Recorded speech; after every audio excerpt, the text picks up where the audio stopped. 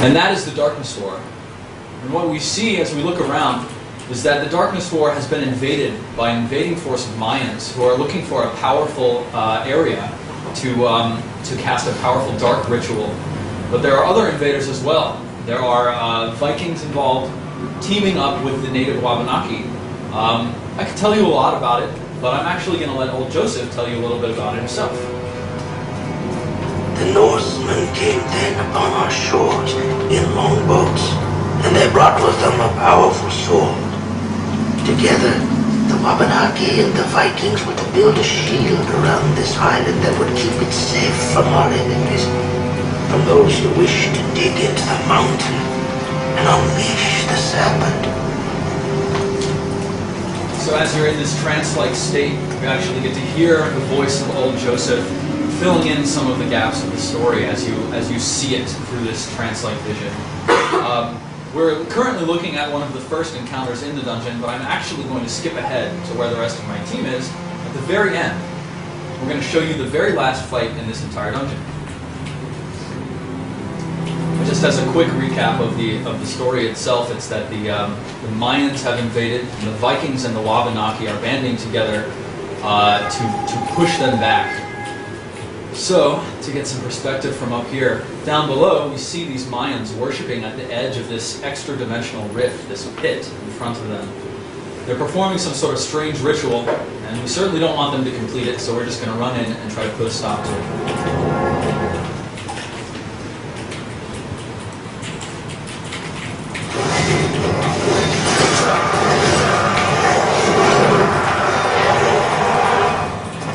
See that as we fight these Mayans, their spirits are leaving their body, flying out towards the pit.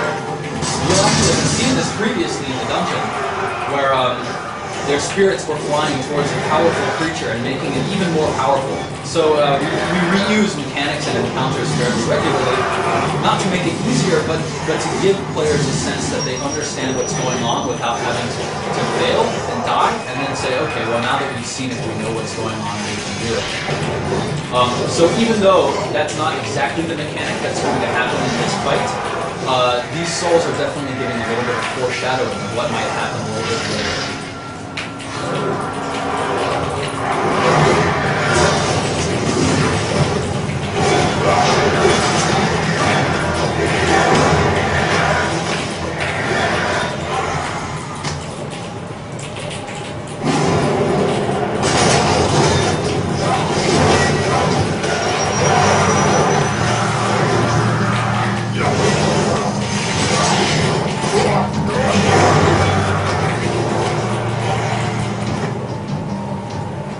Finally, we've gotten rid of the last Mayan threat. But that's not all. As this massive beast from beyond flies out of the pit and begins attacking. This creature is called Wayad Zul, the Hound of the Nameless Days. He's this massive, ferocious beast. And on the dungeon team, we're always striving to give players an experience. We always want them to be feeling something when they're in our encounters. And specifically, for this part of this encounter, we want players to feel a little bit out of their league. This creature is massive, it's dangerous, and has a number of powers that really create a sense of fear in the player. So, for example, he sprays out this puke. This is another great ability. He slams down, blurring everybody's vision, and swapping targets. That's a really big threat for everyone on the team. Really be careful about things like that. He's also spraying this puke everywhere, this filth on the ground. It's a really dangerous area, and really don't want to stand it. All of my friends here just got sucked in towards him, and he's going to use powerful magic to explode around him. Also very dangerous. Everybody in the group has to be really careful about that. So this is a period where the players should be saying to themselves, oh man, how are we going to make it? Fortunately, the Hound doesn't feel like he's making quite enough headway. So he goes to the edge of the pit, casts a powerful spell to summon some reinforcements. The Mayans from before. He leaves us to deal with the crowd that he's left behind. Now previously we only had small groups of Mayans at once, and now we're getting 7 to 8 Mayans at a time, and that's a big challenge, far more difficult than our previous foes. as you can see.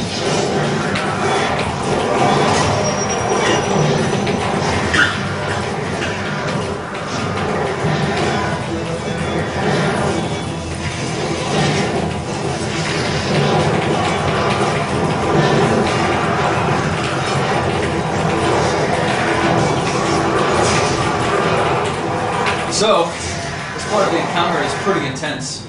We're about to get a little help of our own.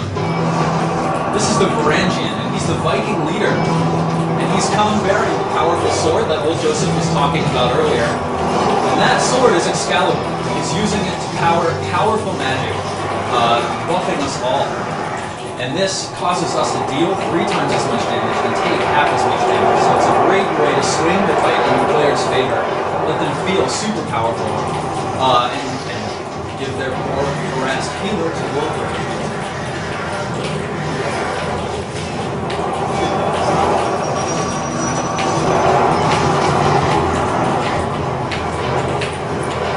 So as before, it's the same groups of Mayans that are resurrecting, but instead of having a serious problem with them, now we're able to blow through them without any trouble. But all good things must come to an end. The Hound decides to take things into his own hands once again, and he returns. And with him, there comes this powerful, malevolent force from beyond this dimensional rift, focusing down on the Varangian. And his health is also dropping at this point, so if we can't finish this encounter quickly enough, we'll lose the buff that the Varangian is currently giving us, and that'll be a big punishment. So what we're seeing right here, the Hound of the Nameless Days is focusing powerful Mayan magic on the Mayans themselves. And he is turning them all into bombs. And if we get too close to them, then we'll get knocked back and dealt a large amount of damage. We can kill them at range, but they will still explode. So we have to be really careful right now. This is a really tense and threatening part of this encounter.